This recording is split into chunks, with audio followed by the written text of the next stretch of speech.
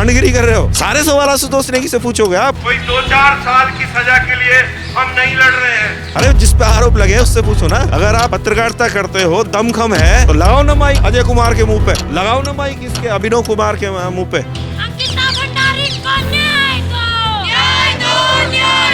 कल क्या आप चाहते हैं कि पुलकित आर्य जो है वो 2-4 साल में बाहर हो जाए? कोई नहीं चाहता। सब चाहते हैं या तो उसे फांसी मिले या उम्र कैद मिले। तो ये सरकार गड़बड़ी कर रही है, इसी का विरोध है। न्याय तो अब आशुतोष नेगी को भी चाहिए जो अंकिता की लड़ाई को लड़ रहे हैं, और सरकार उनको फर्जी मुकदमों में फंसा रही है। 5 तारीख को मेरी बीवी का ट्रांसफर भी होता है और उसी दिन फर्जी SC/ST का मुकदमा होता है।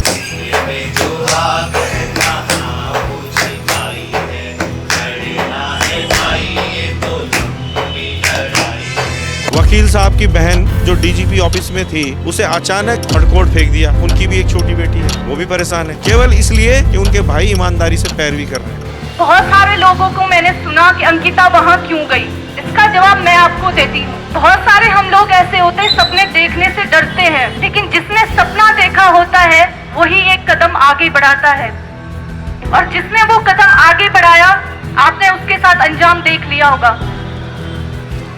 और आप लोगों में या हम में से किसी में इतनी हिम्मत नहीं थी कि एक ऐसे घर से जहां पानी तक लेने के लिए बहुत दूर जाता हो, वहां से आगे आए, वहां के रास्तों से निकल के आगे आए और अपने सपने को पूरा करने के लिए घर से बाहर निकले। नमस्कार, मेरा नाम विकेश है। आप सुनेगा इंडिया देख रहे हैं। इस समय हम श्रीनगर में मौजूद हैं, जहां पर अंकिता भंडारी के न्याय को लेकर उनके माता पिता धरने पर बैठे हैं। उनके साथ आशुतोष नेगी भी मौजूद हैं, जो इस पूरे केस की पैरवी कर रहे हैं। आशुतोष नेगी, स्वागत है आपका पहले तो। और थैंक यू। सवाल आपसे सबसे पहले महत्वपूर्ण ये है कि अगर आप यहाँ धरने पर बैठे हैं, इनके माता पिता शायद 2-3 बार इससे पहले धरने पर बैठ चुके हैं, तो क्यों बार बार धरने पर बैठना पड़ रहा है अंकिता के माँ बाप को? नहीं, धरने पे पहले कभी नहीं बैठे।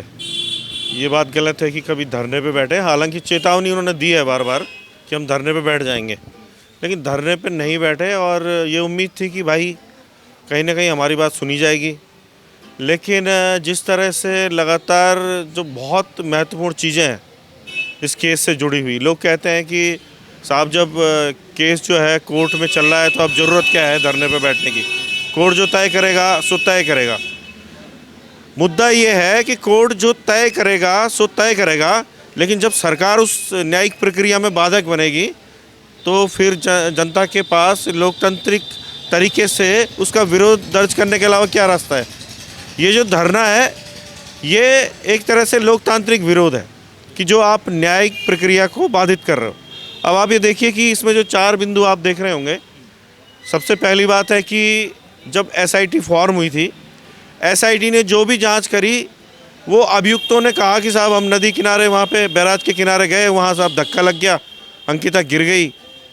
तो उसी थ्योरी पे चलते हुए उन्होंने उनको मुजरिम बनाया। आज मुकदमा चल रहा है। पहले दिन से सारी दुनिया कह रही है कि भाई जब अंकिता अपनी लास्ट चैट में लिख रही है कि किसी VIP के लिए उस पर दबाव बनाया जा रहा था, उस पर SIT ने कोई जाँच नहीं करी। और अब परिवार ने खुद, जो कई लोगों ने फ़ोन किए, कई लोगों ने आकर बताया कि ये व्यक्ति अजय कुमार जो भाजपा का संगठन मंत्री है और भाजपा RSS का नेता है, ये व्यक्ति बहुत ज़्यादा क्लोज था पुलकित आर्य के परिवार से, रेणु बिष्ट से, जो कि वहाँ की स्थानीय विधायक है, और इसकी प्रबल संभावना है VIP होने की। यही कहा है, और सिंपल ये कहा है कि इसकी कॉल रिकॉर्ड और लोकेशन की जाँच कर लो उस दौरान। बस यही बात है। सवाल ये भी है कि अगर आप इतने बड़े नेता का नाम ले रहे हैं BJP के, तो किन साक्ष्यों के आधार पर उनका नाम ले रहे हैं? देखिए, साक्ष्य इकट्ठा करना आशुतोष नेगी का काम नहीं है या अंकिता के परिवार का काम नहीं है। आपने इतनी बड़ी जो पुलिस फोर्स बना रखी है, इन्वेस्टिगेटिंग एजेंसियां बना रखी है, चाहे SIT है, चाहे CBI है, चाहे CBCID, इनका क्या काम है? फिर इनको घर भेजिए ना। फिर अगर सारे सबूत हमने देना है, आप तो जानते हैं कि पहले दिन से हम सारे तथ्य ला के दे रहे हैं। मुकदमे के सारे तथ्य इकट्ठा करके हम देते हैं, हम अपील लगाते हैं, हम सुप्रीम कोर्ट तक पहुँचे हैं CBI जांच की मांग को लेकर। तो जब सारा काम हमने करना है तो फिर जांच एजेंसियों का क्या काम है?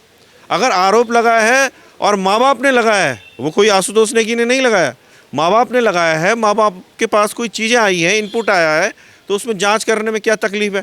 और जांच सिंपल इतनी सी करनी है कि जब 18 सितंबर को उसकी हत्या हुई थी 2022 को, उस दौरान हफ्ता 10 दिन पहले आगे पीछे क्या इस व्यक्ति की पुलकित आर्य से बात हो रही थी?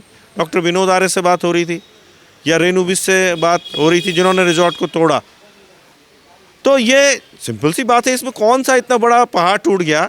और मैं ये भी कहना चाहता हूँ कि जब इतना बड़ा आरोप लगा है तो अजय कुमार स्वयं सामने आके क्यों नहीं कहते कि मेरे पे ये आरोप कैसे लगा दिया। आरएसएस के बड़े नेता क्यों नहीं कहते हैं, बीजेपी सरकार क्यों चुप रहती है, ये भी तो बड़े सवाल हैं। आखिरकार खामोशी की वजह क्या है। कोर्ट में जहाँ तक कहाँ तक ये मामला पहुँचा है फिलहाल अभी, और 302 की धारा के तहत क्या इन पर मुकदमा हुआ है? देखिए, मुकदमा बिल्कुल सही चल रहा है और जो एविडेंस वहाँ पे आती है वो भी ईमानदारी से, भारी पॉलिटिकल प्रेशर बनने के बावजूद और धन का प्रलोभन मिलने के बावजूद, जो गरीब बच्चे थे, जो लड़के थे, रिजॉर्ट के कर्मचारी, सब ने ईमानदारी से गवाही दी है। और जिन्होंने पोस्टमार्टम किया था उन डॉक्टर्स ने बहुत ईमानदारी से गवाही दी है। उन्होंने कहा है कि इस बच्ची की डेथ जो है वो फोर्सफुल पुश से हुई है, इसको जबरन धक्का दिया गया है नदी में। तो सारे जो गवाहियाँ खिलाफ हैं। जेसीबी ड्राइवर आके कह देता है कि प्रमोद कुमार जो एसडीएम थे उन्होंने पहले रिजॉर्ट तोड़वाया 23 सितंबर की रात को और फिर विधायक ने स्वयं तोड़वाया अंकिता का कमरा। अब गवाही जो है प्रमोद कुमार और उसके खिलाफ भी आ चुकी है, रेणु बिस के खिलाफ। उस हिसाब से वो धारा 201 के मुजरिम हुए, लेकिन पुलिस उन्हें मुजरिम नहीं बनाती। दूसरा मुद्दा आप देख रहे हैं वही। हाँ, वही जैसे आप कह रहे हैं कि इसमें कोर्ट में ठीक चल रहा है मामला, आपकी तरफ से पैरवी ठीक हो रही है, फिर मजबूत पक्ष रखा जा रहा है। लेकिन जो आपने एक इसमें ये लिखा है कि उनको सरकारी मदद देना बंद करो, तो किस तरह की वो सरकारी मदद है जो बंद होनी चाहिए? मदद हुई ना। अब आप जो धारा 201 का मुजरिम बनना है जिन्होंने, उसके लिए आप एप्लीकेशन मूव नहीं करोगे तो ये सरकारी मदद हुई। शुरू में कोर्ट में एक महत्वपूर्ण सेक्शन 120B और 34 जो कॉमन इंटेंशन और क्रिमिनल कंस्पिरेसी का है वो हट गया था। तो जो पहले वकील थे जितेंद्र रावत, जिनको हमने हटाने की बात की थी, उन्होंने लोअर कोर्ट में कोई उसके लिए अपील नहीं करी और उसके बाद हाई कोर्ट में वो अपील जानी चाहिए थी। हमें जो जानकारी मिली है कि जो वहाँ से सारी पत्रावली गई और वो हाई कोर्ट तक पहुंची और वहाँ पे हाई कोर्ट के सरकारी वकीलों को कहा गया कि आप 120B और 34 सेक्शन को जोड़ने के लिए वहाँ पे पिटिशन फाइल करें हाई कोर्ट में। वकीलों ने आज तक नहीं करी, सरकार ने अभी तक नहीं करवाई, लॉ सेक्रेटरी चुप हैं। क्या समझ रहे हैं आप? सीधा सा तो है कि सरकार की तरफ से डायरेक्शन है ना कि कड़ी धाराएँ जुड़े ना, कड़ी धाराएँ जुड़ेंगी बड़ी सज़ा मिलेगी। सरकार ये चाहती है कि इनको कम से कम सज़ा मिले, बहुत मतलब बोलने को सांप भी मर जाए और लाठी भी ना टूटे। कल क्या आप चाहते हैं कि पुलकित आर्य जो है वो 2-4 साल में बाहर हो जाए? कोई नहीं चाहता है। सब चाहते हैं या तो उसे फांसी मिले या उम्र कैद मिले। तो ये सरकार गड़बड़ी कर रही है, इसी का विरोध है। अभी तक जहाँ तक कोर्ट में मामला पहुँचा, आपको क्या लगता है कि किस तरह की सज़ा होगी?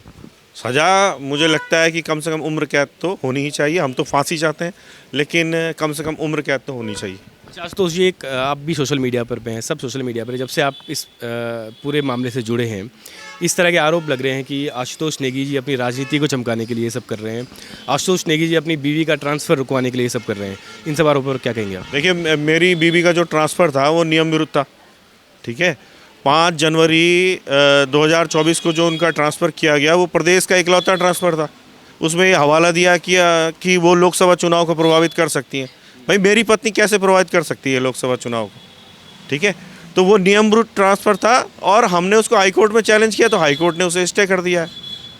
तो भाई, गलत चीज़ चाहे मेरी पत्नी के साथ होगी या आपकी पत्नी के साथ होगी, आपकी बहन के साथ होगी या समाज के किसी के साथ भी होगी, तो वो तो विरोध करेगा ही। मतलब मैं अंकिता केस की पैरवी कर रहा हूँ तो इसका मतलब मैं अपने परिवार को भी तो प्रोटेक्ट करूँगा। अगर मेरी बीवी को पिथौरागढ़ भेज दिया जाता है तो मेरे भी तो बच्चे हैं भाई, मेरा भी तो परिवार है। तो मेरी जो 2 बेटियां हैं जो अभी छोटी क्लास में पढ़ती हैं और अचानक मिड सेशन में माँ चली जाएगी पिथौरागढ़, तो भाजपा सरकार देखभाल करेगी मेरी बच्चों की? कौन देखेगा उन्हें? चलिए, इसी से जुड़ा एक सवाल मैं पूछ लेता हूँ। परिवार को भी तो हम देखेंगे। जब आप ऐसी जब आपको पता था कि सरकार से सीधी सीधी टक्कर लेनी है इस मामले में, तो क्यों आप इतना सरदर्द पाल रहे हैं? घर पे क्यों नहीं बैठ जाते? भाई, क्यों बैठेंगे घर में? हम पंगे ले रहे हैं तो भाई अगर सरकार को लग रहा है कि पंगे लिए हैं तो हम भिड़ रहे हैं। करो ना जो भी करना है आपको, लेकिन आप गलत करोगे तो हम लीगली उसका प्रोटेस्ट कर रहे हैं, हाई कोर्ट में लड़ रहे हैं। और मैं आपको ये भी बताना चाहता हूँ कि उसी 5 तारीख को हाई कोर्ट ने इस बात का भी संज्ञान लिया कि उसी 5 तारीख को एक फर्जी SC ST का मुकदमा भी हुआ मेरे पर, एक ही दिन में। 5 तारीख को मेरी बीवी का ट्रांसफ़र भी होता है और उसी दिन फर्जी SC/ST का मुकदमा होता है उस मामले में जिसमें 2022 में राजस्व क्षेत्र के पटवारी ने FIR लगा रखी है कि मुझे कोई साक्ष्य नहीं मिले। अच्छा, ये शिकायत पहले से हो चुकी थी पटवारी के पास? 2 साल पुराना मामला था और वो व्यक्ति प्लांटेड है। शिक्षा विभाग के जो अधिकारी बंद हैं उन लोगों ने प्लांट किया हुआ है। वो लोग मिलके उसको पैसा देते हैं, उसके पास कोई रोज़गार नहीं है, उसका रोज़गार यही है ब्लैकमेल करो, SC/ST एक्ट का दुरुपयोग करो, लोगों को फंसाओ और पैसा ऐठो, वहाँ से उसे प्रायोजित है वो। और अब तो जो है अंकिता केस की वजह से पुलिस भी उसकी मदद कर रही है, पुलिस सिखा रही है उसे। भाई कंप्लेंट 2022 की थी, 5 तारीख को सेम डे एप्लीकेशन लिखाती है, उसमें उस FIR में नई FIR बनाई जाती है, उसमें कुछ नए फैक्ट लाए जाते हैं और 5 तारीख को वो एप्लीकेशन देता है और 5 तारीख को जो श्वेता चौबे SSP पौड़ी हैं उसमें लिख देती हैं कि इसमें मुकदमा दर्ज करिए और 10 बजे रात वो मुकदमा दर्ज हो जाता है। भाई सारे फैक्ट लेके हम हाई कोर्ट जा चुके हैं और हमने ये भी बता दिया है कि ये व्यक्ति जो है, ये जो अपने को कोली बताता है और शिल्पकार का इसके पास जाति प्रमाण पत्र है, ये तो अनुसूचित जाति का व्यक्ति है ही नहीं। कोई भी चेक कर सकता है कि उत्तराखंड की जो अनुसूचित जाति है क्या उसमें 5th शेड्यूल में कोली जाति है। अगर कोली जाति नहीं है तो आपने हम पे SC/ST का मुकदमा कैसे कर दिया? वैसे अगर आशुतोष नेगी, आप शुरुआत से इस लड़ाई को आगे लेके चले हैं, लेकिन फिर भी अगर इस तरह के आरोप आप पर लगें कि अब ये जो जस्टिस और अंकिता की लड़ाई है ये आशुतोष नेगी वर्सेस सरकार की लड़ाई हो चुकी है, ऐसा कुछ, इन आरोपों पर क्या कहेंगे आप? देखिए, मेरी व्यक्तिगत कोई लड़ाई नहीं है। देखिए, बेटी तो धामी जी की भी है, बेटी तो BJP के हर नेता की है और बेटियां हर परिवार में है, वो भाजपा हो, कांग्रेस हो, UKD हो, कोई भी दल हो, बेटी जो है वो राजनीति से ऊपर है। पहली बात तो ये है। मेरी कोई व्यक्तिगत लड़ाई नहीं है। मुझे एक सामाजिक जिम्मेदारी इसलिए मिली कि मैं कहीं दूर दराज के गांव में नहीं गया हूं और उस लड़की की पैरवी नहीं कर रहा हूं, उस लड़की की पैरवी कर रहा हूं कि मेरे गांव की जो बेटी है डोब सिरकोट की, और मैं उस गांव का वकील हूं, पत्रकार हूं और मुझे सबसे पहले पता चला तो पैरवी मैं ही तो करूँगा। और अगर मैं नहीं करूँगा तो फिर कौन करेगा? मैं तो कहता हूँ ना कि आओ ना, मतलब मैं हट जाता हूँ ना, मैं कुछ दिन रेस्ट कर लेता हूँ, आ जाए कोई भी आए, पैरवी करे। कोई आने को तो बोलना आसान होता है, बिल्कुल बोलना आसान, कोई आए तो सही, कोई आने को तैयार नहीं होता है मेरे भाई। बोलना बहुत आसान होता है। और आप तो और भी कड़े सवाल पूछिए ना मुझसे, आप पूछिए ना कि मेरे बारे में क्या बातें हो रही हैं। कि मैं ये भी सुनता हूँ कि कई लोग कहते हैं कि यार वो राजनीतिकरण कर रहा है। क्या राजनीतिकरण है भाई? बेटी के मुद्दे पे क्या राजनीतिकरण होना है?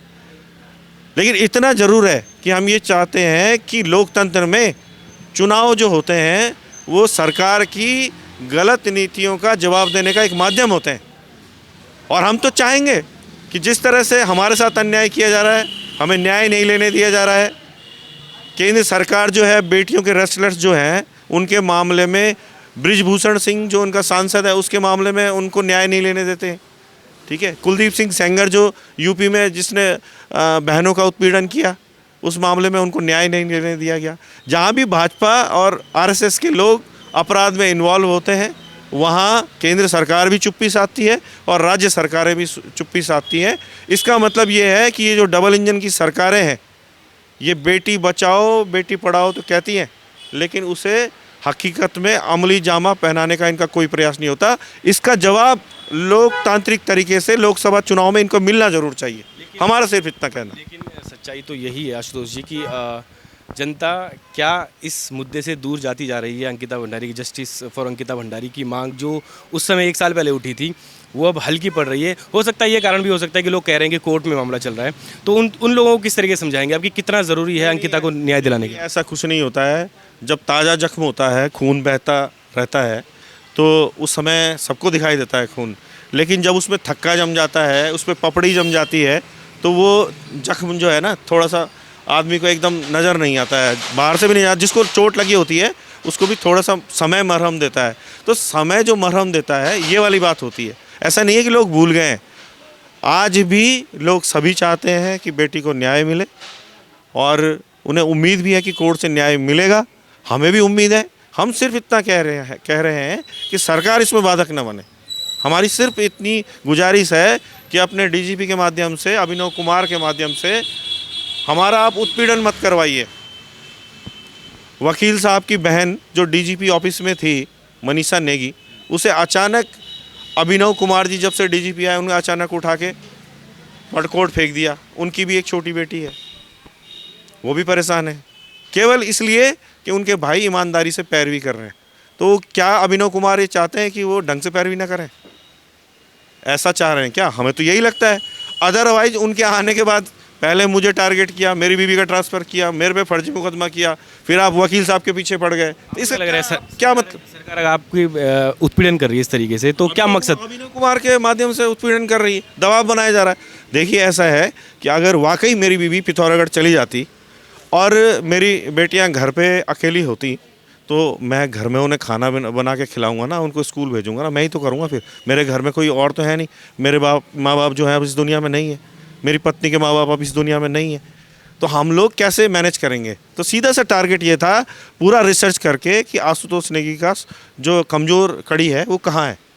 तो वाइफ है, वो सरकारी नौकरी में है, उसको ट्रांसफ़र कर दो, कहीं ना कहीं मैं डिस्टर्ब रहूँगा। जितना समय मैं अंकिता केस में देता हूँ, चाहे लोअर कोर्ट में, चाहे हाई कोर्ट में, चाहे सुप्रीम कोर्ट में दौड़ता हूँ, कहीं ना कहीं दिक्कत आएगी। ऐसे ही वकील साहब के साथ किया गया कि भाई जो सिस्टर है उसको आप वहाँ फेंकेंगे तो सिस्टर फिर बोलेगी यार भाइयों आपके चक्कर में मुझे इतनी परेशानी हो रही है, तो वो प्रेशर में आएंगे। ये सारे साइकोलॉजिकल प्रेशर बनाने के लिए सरकार कर रही है। ये खुरापाते हैं, ये पर्दे के पीछे का खेल है, लेकिन हमने सारा एक्सपोज कर दिया है। आप अभिनव कुमार जी की बाइट लीजिए ना कि वो ऐसा क्यों कर रहे हैं। आज तक मेरे को बड़ा हैरानी होती है कि उत्तराखंड के किसी पत्रकार में इतना दम नहीं है कि माइक लेके अभिनव कुमार के मुंह में जाए और पूछे भाई अभिनव कुमार जी आप ऐसा क्यों कर रहे हैं। ये भी तो होना चाहिए ना, हमसे ही क्यों पूछे जाते हैं सवाल, अभिनव कुमार से क्यों नहीं पूछे जाते, अजय कुमार से कोई सवाल पूछने की हिम्मत क्यों नहीं करता है। सारे सवाल आशुतोष नेगी से पूछोगे आप? अरे जिस पे आरोप लगे उससे पूछो ना। अगर आप पत्रकारिता करते हो, दमखम है, तो लगाओ ना माइक अजय कुमार के मुंह पे, लगाओ ना माइक इसके अभिनव कुमार के मुंह पे। किसी में दम नहीं है तो आप पत्रकारिता कर रहे हो या भांडगिरी कर रहे हो? हम तो चैलेंज करते हैं। मेरे पास समय होता तो मैं खुद माइक लेके जाता अभिनव कुमार के पास और पूछता कि बताइए, मैं एज ए पत्रकार आपसे पूछ रहा हूँ कि जब से आपने पदभार ग्रहण किया है क्या आपके पास यही काम है बस, इसके अलावा कोई काम नहीं है? लेकिन दुर्भाग्य है हमारे प्रदेश में शायद कुछ ही पत्रकार ऐसे रह गए हैं जो कि कड़े सवाल पूछ सकते हैं, और उनमें से आप भी हो। मैं उम्मीद करूंगा कि आप पूछोगे। एक सवाल ये भी है कि आपने श्रीनगर की धरती को ही क्यों चुना इस धरना प्रदर्शन के लिए, फिर ये जो आप लड़ाई लड़ रहे हैं? देखिए श्रीनगर का इस केस से बहुत गहरा नाता है। जब अंतिम संस्कार के लिए 25 सितंबर 2022 को अंकिता की डेड बॉडी यहाँ लाई गई थी, तो यहाँ पे पूरा श्रीनगर जो क्षेत्र है वो यहाँ पे एकत्रित हुआ था, और यहीं पर लोगों ने विरोध भी दर्ज किया था कि भाई इसको अंधेरी रात में अंतिम संस्कार नहीं करोगे आप। सरकार के खिलाफ विरोध दर्ज किया था, और ये हिंदुत्व की बात करने वाली राष्ट्रवादी सरकार, इन्होंने माँ बाप को बरगला के जबरन रात में अंतिम संस्कार कराया, जबकि मांग ये थी कि दोबारा पोस्टमार्टम किया जाए अंकिता का। उस मांग को पूरा नहीं होने दिया। तो हम ये समझते हैं कि इसी श्रीनगर के तट पर, कहीं ना कहीं अलकनंदा के तट पर, उस बेटी की आत्मा आज भी भटक रही है, और वो तभी शांत होगी जब उसके अपराधियों को सज़ा मिलेगी, वीआईपी को सज़ा मिलेगी। तो इसी वजह से एक तो हमारा साइकोलॉजिकल कारण ये है श्रीनगर में बैठने का। दूसरा कारण ये है कि श्रीनगर जो है एक ऐसी जगह है जहाँ से आप रुद्रप्रयाग जाएंगे तो ये रास्ते में पड़ेगा, चमोली जाएंगे तो रास्ते में पड़ेगा, टिहरी जाएंगे तो रास्ते में पड़ेगा। नदी पार जो है टिहरी लोकसभा है, नदी पार पौड़ी गढ़वाल लोकसभा है, दोनों लोकसभाओं का संगम है ये। तो हम चाहते हैं कि जो अन्याय पहाड़ की इस बेटी के साथ हो रहा है, और पहाड़ के हर चूल्हे में शाम को ये बात डिस्कस होती है कि ये डबल इंजन की सरकार, ये भाजपा सरकार जो कहती है कि बेटियों को पढ़ाओ, बेटियों को बचाओ, वो हकीकत में कैसी है। और इसका जो मैसेज है वोट की चोट के माध्यम से इस सरकार को, केंद्र सरकार को इस लोकसभा चुनाव में मिले। हमारे जो टिहरी लोकसभा के हमारे भाई हैं, बहनें हैं, मतदाता हैं, वो भी जवाब दें, और पौड़ी लोकसभा के जो हमारे मतदाता हैं, हमारे भाई बहन हैं, बड़े बुजुर्ग हैं, वो भी जवाब दें। ये कारण है। अब आप फिर कहोगे कि आप राजनीति कर रहे हो। भाई राजनीति कहाँ से हो गई? लोकतंत्र में चुनाव क्यों होता है? मेरे को पहले आप इसका जवाब दीजिए। चुनाव का मतलब ये होता है, चुनाव का मतलब आपको चयन करना है, गलत को फेंकना है, सही को लाना है। अगर भाजपा के नुमाइंदे सही हैं, और ये काम जो हमारे साथ हो रहा है, अन्याय जो हो रहा है, ये सही है, तो फिर दीजिए उन्हें वोट, हम क्या कह सकते हैं। लेकिन हमें लगता है कि ये बहुत गलत संदेश जनता के बीच में गया है और इसका दुष्परिणाम भाजपा भुगतेगी। लगता है कि लोग अंकिता भंडारी के बारे में सोचकर वोट देने जाएंगे। देखिए, केवल अंकिता भंडारी का मुद्दा नहीं है। आप ये देखिए कि मूल निवास, भू कानून के लिए भी रैलियां निकल रही हैं। ये सारे मुद्दे जो है इंटरकनेक्टेड है। एक पहाड़ की बच्ची 10,000 की नौकरी के लिए, रोजगार के लिए अपने जनपद के यमकेश्वर क्षेत्र में चली जाती है, जनपद के बाहर भी नहीं गई हो। अगर उसके पास मूल निवास होता तो उसको छोटा रोजगार यहाँ मिलने की, सरकारी रोजगार मिलने की संभावना थी, तो मूल निवास से भी कनेक्ट हो गया। भू कानून की ज़रूरत इसलिए पड़ रही है, जब पहाड़ी लोगों के पास रोजगार होगा नहीं और वो पलायन करते जाएंगे, और जब पैसा नहीं होगा तो ज़मीन का टुकड़ा मजबूरी में जो बेच रहे हैं वो भी तो कहीं ना कहीं रोजगार से जुड़ा हुआ है। तो ये सारे मुद्दे इंटरकनेक्टेड हैं और जनता ने देखा है, जनता लगातार देहरादून में, कोटद्वार में, हल्द्वानी में और 10 तारीख को श्रीनगर में भी यहाँ पे मूल निवास भू कानून के लिए आंदोलन कर रही है। तो साथ में वो कनेक्टेड अंकिता से भी है, बच्चियों से भी है, बेटियों से भी है, युवाओं से भी हैं। जो बॉबी पवार जो वहाँ पे भर्ती घोटालों की जांच की बात कर रहे हैं, उससे भी है। मुद्दा केवल ये नहीं है, यहाँ के युवाओं के साथ अन्याय हो रहा है। हालांकि सच ये भी है कि भीड़ जुटने का मतलब यही नहीं है कि वो वोट में तब्दील हो जाए। लेकिन आखिरी सवाल मैं आपसे पूछना चाहता हूँ कि अगर अंकिता भंडारी को न्याय नहीं मिलता है या फिर किसी तरीके से सज़ा को कम किया जाता है आरोपियों की, तो कितना बड़ा नुकसान इस प्रदेश की बेटियों को, देश की बेटियों को होगा? कितना ज़रूरी है अंकिता भंडारी को न्याय दिलाना आज की डेट में? देखिए, ऐसा है कि पुराने एग्जाम्पल हमारे पास हैं कि दिल्ली में किरण नेगी के साथ बहुत ही जघन्य अपराध हुआ था, हत्याकांड हुआ था, दुराचार हुआ था, और तब भी पहाड़ी समाज दिल्ली का मुझे लगता है कि कहीं ना कहीं एकजुट था, और यहाँ तक उसकी पहुँच उत्तराखंड के लोग इतने सक्रिय नहीं थे। तो उसका जो दुष्प्रभाव हुआ, यहाँ के जो हमारे सांसद थे वो एक्टिव नहीं हुए, उन्होंने लोकसभा में उस बात को उठाया नहीं, और जो अपराधी थे उनके सांसदों ने कहीं ना कहीं अपनी पहुँच का इस्तेमाल करके उन लोगों को आज बाइज्जत बरी करा दिया है। जबकि किरण नेगी को बहुत दुर्दांत तरीके से मारा गया था, उसकी आँख में जो है रॉड घुसा दी गई थी, उसके ऊपर तेजाब डाल दिया गया था, और मरने के लिए खेत में दुराचार करने के बाद छोड़ दिया गया था। तो उस बेटी के साथ जो हुआ है उससे हमने सबक सीखा है। मैं उस परिवार के पास भी गया, उनके घर भी गया हूँ दिल्ली में, और मैंने उनका दर्द समझा है। मैं नहीं चाहता कि वही सब कुछ अब अंकिता के माँ बाप झेलें, और दोबारा ऐसा होगा तो सबकी कमर टूटेगी, फिर सारे पहाड़ियों की कमर टूटेगी कि अब तो ये अपराध इसी प्रदेश में हुआ और इसकी लड़ाई मजबूती से भी लड़ी जा रही थी और फिर भी न्याय नहीं मिला। तो फिर जो अपराधी हैं और जो बड़े अपराधी हैं जिन्हें राजनीतिक संरक्षण मिल रहा है, वो तो उनके हौसले बुलंद होंगे। तो ये समाज के लिए तो बहुत बड़ा खतरा है ना। फिर आप बच्चियों को पढ़ाओगे कैसे, और पढ़ाओगे तो नौकरी पे कैसे भेजोगे, ये सवाल है। पहाड़ के लोगों से कुछ आह्वान करना चाहते हैं कि किस तरह से साथ दे सकते हैं इस लड़ाई का? देखिए, अभी तो जो यहाँ पे चल रहा है, श्रीनगर के आसपास के लोग यहाँ पे आ सकते हैं, और उसके बाद हमारा सीधा आह्वान है कि भाजपा की सरकार को इसका जवाब अपनी वोट की चोट के माध्यम से दीजिए। अगर आपको लगता है कि हम जो कह रहे हैं वो सही कह रहे हैं, और अगर आपको लगता है कि बेटियों की लड़ाई लड़ना जायज़ है, तो इसकी चोट तो भाजपा को लगनी चाहिए। ये हमारा अनुरोध है, क्योंकि लोकसभा चुनाव अब तुरंत होने वाले हैं, और इसका खामियाजा भाजपा को कम से कम पौड़ी और टिहरी सीट, जो हमारी अगल बगल की सीट है, इनको खोकर मिलना चाहिए। ये हमारा अनुरोध है। बिल्कुल, और सच्चाई भी यही है कि जब तक आप अपनी मांगों को लेकर वोट नहीं करेंगे तो उम्मीद भी नहीं रखनी चाहिए आपको कि वो मांगें पूरी होंगी। बहुत बहुत धन्यवाद।